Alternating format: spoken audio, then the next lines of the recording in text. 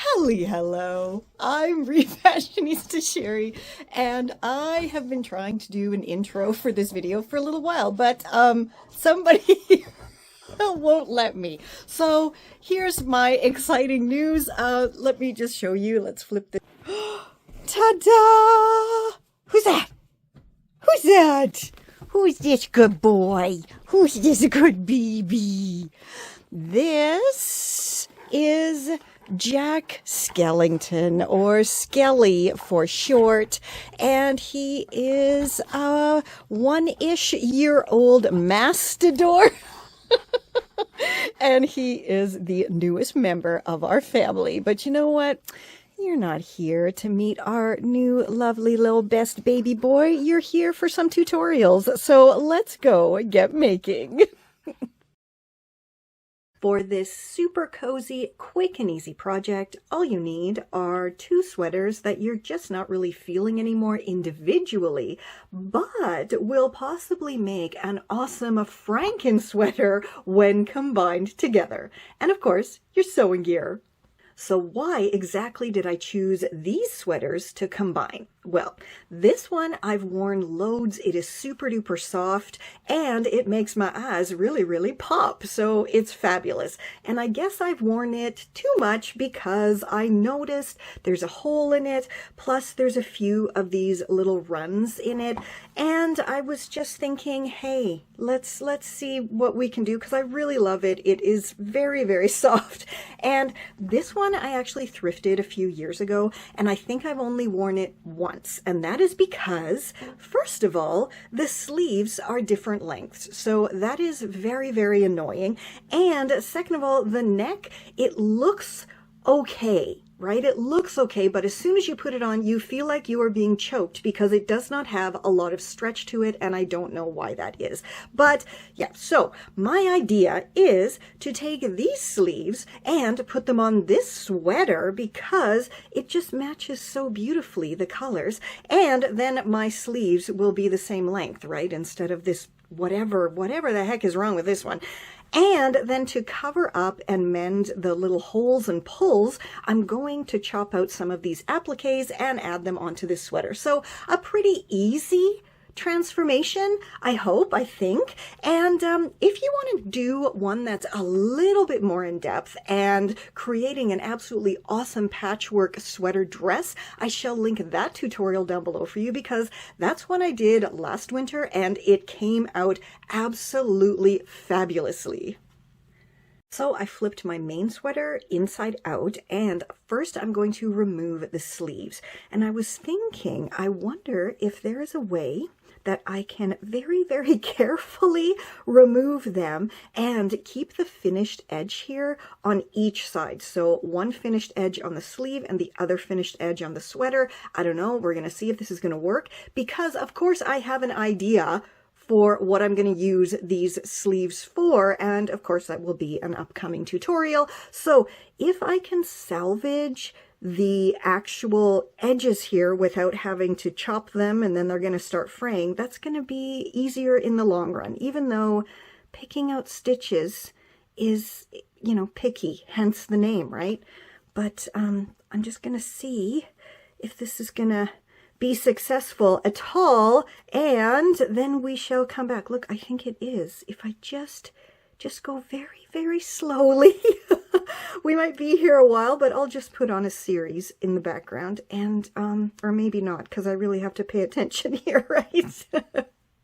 Okay, that actually worked, and so this is the armhole edge of my sweater, and you can see there's like no fraying at all because it's the finished edge, and then here is the finished edge of the sleeve, and it did take a little while, but now I can set these sleeves aside for my next project, and I know I don't have to worry about them fraying into nothingness while they sit and wait.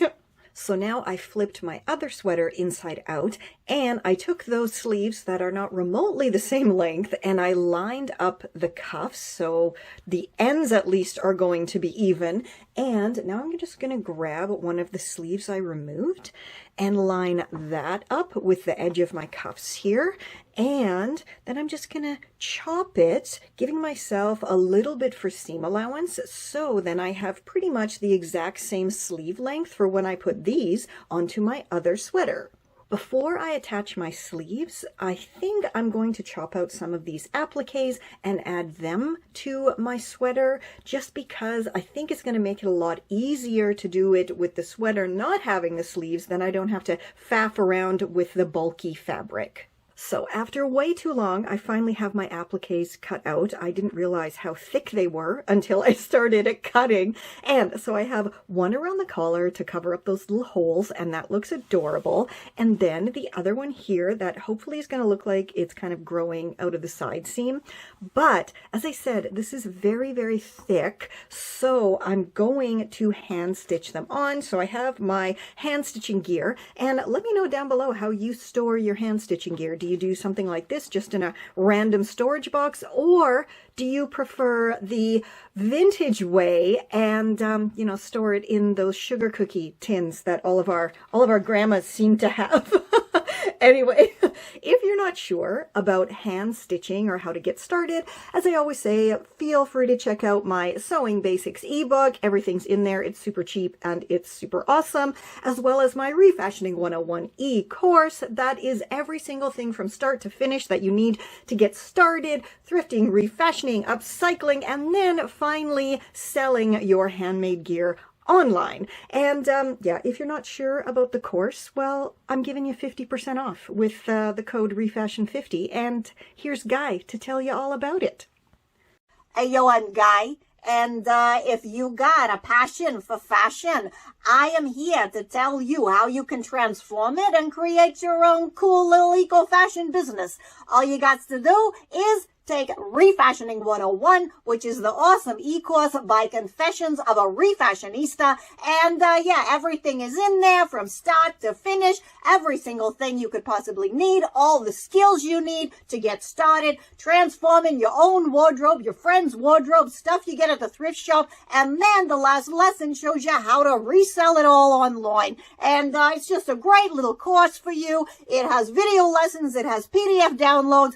Go check it out. Enroll and get started on your eco-fashion journey today. Okay, my appliques are now all on, and full disclosure, I gave up hand stitching them after a short time because it was just too painful to try to get through this thick applique here. So instead, I just very, very slowly and carefully went all around the edges with a tight, wide zigzag stitch, and I think it came out great. They both look fantastic. So now it's time to grab the sleeves and get these stitched on. Okay, so I have my sweater inside out and my sleeves right side out, and we're gonna pop the sleeves into the armholes, and then once again there's those right sides facing, which is exactly what we want. And you see here the bottom seam of the sleeve, I'm gonna match that up with the side seam of the sweater, and la, everything fantastic. And now I'm just going to go stitch this on with a tight, wide zigzag and repeat on the other side. Okay, the sleeves are stitched on, so now let's flip it right side out.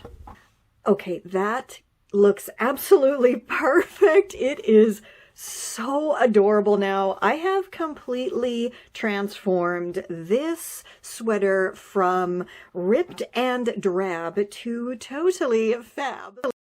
For this quick and easy, let's make something cozier project, all you need is your thin strapped dress or jumpsuit or top plus a pair of existing sleeves. Now, you can just use sleeves chopped from just about anything to achieve this look. It is very, very easy, and because we're just combining two garments here, there's nothing complicated whatsoever about this. Now, I myself am not a huge fan of thin straps because I have a generous chest and I cannot ever go braless, and strapless bras just don't work for me. So I really do prefer having something around my shoulders because I am a Gen X and we were raised to never, ever, ever have your bra straps showing, which thankfully is something I am not passing on to my own child because you know what? Who the hell cares? But it's just something that has totally stuck with me throughout the years, and I just am not comfortable with the thought that my bra straps might show. So this is just a really quick and easy tutorial to get rid of that fear. And as I said, this fabric, this knit, and this satin, I have no idea why I thought they would be a good combination to keep me cool in the summer, because no, satin makes you sweaty, and of course knit fabric makes you sweaty. It doesn't matter how transparent or how many holes it has in it, it's still hot. So let's just add these sleeves and then I'll be able to wear this again. Okay, so I'm just going to attach these sleeves the exact same way I always attach sleeves, and that means I have my top, my jumpsuit, my dress, whatever, inside out, and I have my sleeve right side out, and that is because when we pop the sleeves in to the armhole area here, the right sides will be facing. You know, I say this every single time we do sleeves, but it's always worth repeating because even for myself, sometimes I forget, and then you have to unpick everything and then redo it properly. Okay, so I'm going to line up the underarm seam here of the sleeve with the side seam of my jumpsuit top and just pin them together quickly. Okay, and now I'm thinking, oh my goodness, I don't really think I'm going to have to do a lot of stretching at all as I'm stitching, but just to be safe, I don't usually pin everything together all the way, but because this top is shaped quite square here around the upper arm area here, the chest area, I think I'm going to line that up nicely and pop another pin there. And then match it up all the way around here. Yes, okay, I think that's going to be fine. So I'm just going to put another pin up here at the very top. And you can see that I'm using the outer edge of the strap here as my guideline. And then, of course, I'm also going to be using the black thread. So it's going to match the exterior and not the interior. Because if I use blue thread, it would maybe be a bit visible on this black here. Okay, so once that's all pinned together, I'm going to go stitch it together and then repeat it on the other side, and we should be done. Okay, you guys, the sleeves are on, and I don't know if I've ever been so excited to flip something right side out, but I think this is going to look too adorable. And I'm absolutely right. This looks so incredibly cutie patootie sweetie patootie. I don't even know. For this hopefully quick and easy upsizing project, all you need is your dress that is too snug on your chest and hip and possibly waist area as well, plus some fabric to create your upsizing panel. Now, as I said, I think this is close enough, and I always like a good pattern mix anyway, so I think it's going to actually come out pretty awesome. Oh, and of course you need your sewing gear. So because this is a very long maxi dress, the very first thing I'm going to do is measure from the back bottom collar area here all the way down to the bottom hem. And then that way I should be able to have the general idea of how long I need my back panel to be, because guys, that's what we're doing. We are just going to simply add a back panel to this dress, and then hopefully that's going to widen it up enough that it's going to be comfortable to wear. So this appears to be 140 centimeters long. That's pretty long. I really hope I have enough fabric. Luckily, my plaid shirt is kind of like a tunic length, so I'm pretty sure I'm going to have enough fabric here, and I'm just going to measure the back of my tunic shirt from this area here. I totally am forgetting what this area is called. Is this a yoke? I don't know. You let me know down below. This back part here, what is that called on a blouse or a shirt? Anyway, so I'm going to measure from the bottom of that all the way down to the end of my shirt here, and it is about 70 centimeters, so that's pretty perfect. If I cut out this back piece and then chop it in half and stitch it together, I should have pretty much exactly 140 centimeters, which is perfect. Okay, so I chopped out the back, I cut it into two pieces, and I just, stitched those two pieces together into a very long length. And I think it's actually going to work. I'm quite shocked, but clearly this is not even. That looks terrible. So now what I'm going to do is chop my upsizing panel piece here into a very long triangular shape.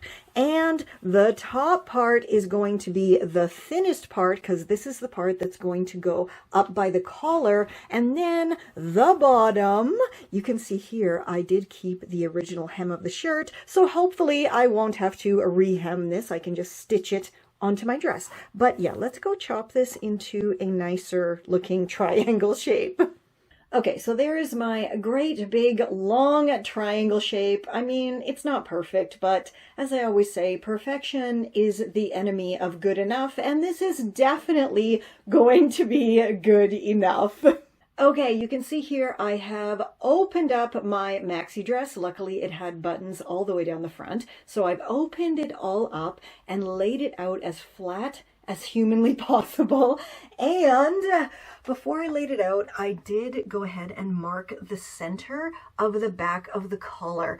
Now, you can see here, isn't that nice that this line literally is the center of the collar, but then it's no longer the center. So it would be great if I could just follow that line all the way down, but I can't. So what I'm going to have to do instead is what I always do, and I'm just gonna eyeball it, and I'm going to start at the bottom and then just chop all the way up to the bottom of the collar to open up the back of this dress.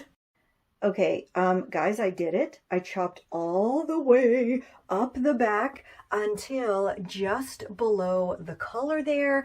And I'm often asked, how did I get over my fear of just chopping up fabric? And you know what? I haven't really. But I just do it because I want to wear this, and this is the only way to make it fit me. So, okay, so I just popped my insert in behind the dress here, laying on the floor, just to see what it was going to look like, and holy crap, I think that's going to be awesome. So now it's time to stitch it together. Okay, so you can see here, I have my long insert triangle lying on top of my chopped maxi dress with the right sides facing, and I have lined up the raw chopped edges here, and I'm actually going to start stitching from the bottom because I really do want to try to keep this finished edge here of the insert so I don't have to do any hemming because I really don't like hemming. So that's what I'm going to do. I'm going to go stitch that side on first, and then we're going to come back and figure out how to stitch on this side. Okay, so once again, my little Refashionista brain was successful, and this actually worked. I cannot believe it, and I'm super excited now to go stitch on the other side. Like, that looks so cool. I think for sure I'm going to have to iron this, but wow, wow, wow. I am impressed with myself once again. Okay, so before I stitch this other side together, I thought I better show you how I managed to get it all lined up nicely. So all I did was take that side of the maxi dress that was over here before, and I just folded it over. So I have the right sides facing once again, so super, super simple. And I have lined up those bottom hems. So now let's go stitch it together, give it an iron, and see what it's going to look like. So as I said, this definitely needs to be ironed, but how perfect did that come out? Like, seriously, look at that. I cannot believe how great that top part came out. And you see, it's just literally a triangular shape all the way down. And I know some people are going to say, oh, I want to see the inside. So here's the inside, and at the top, I simply, there you can see my little finished triangle. Then I just folded over that little bit of excess and stitched it down, and I managed to follow the exact line here of the original collar seam, so that's great. Now, because I don't have a serger, I'm probably going to go back and redo this fabric edge here because they are fraying a little bit, and I might do a rolled hem foot just to finish that off nicely. But now I'm gonna go iron this whole thing, and then we can finally try it on and style it up. Okay, so I'm hoping this is gonna be pretty easy because I pretty much have the back of this sweater left over from my previous project, and this shirt is missing the back. So I'm pretty sure I can put the back of the sweater onto the back of the shirt, and hopefully I'll have a completed shirt. But of course I'm going to do some other tweaks and stuff as well. So let's just get started. So the very first thing I have to do is chop off all of this bits of excess fabric that are remaining on the back of the sweater.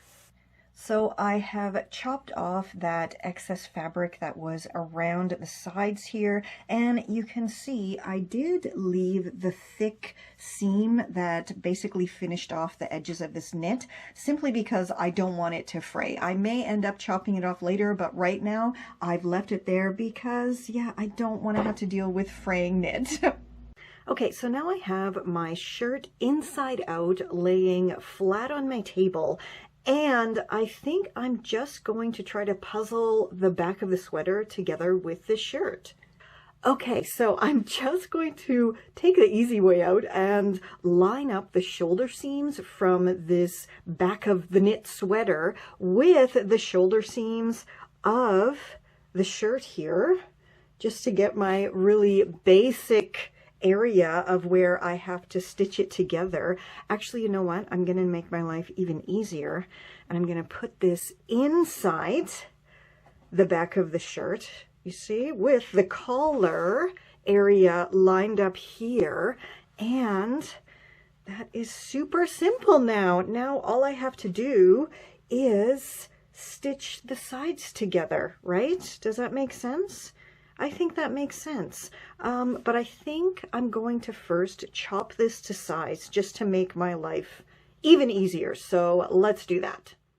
Okay, so I took this out of the shirt and I have the shoulder seams lined up once again. And now, you see, there's my little mark area where the back of the shirt got chopped. I'm just going to fold that down.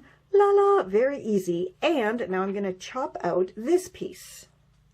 All right, so now that is going to be lined up there nicely with, of course, the right sides facing.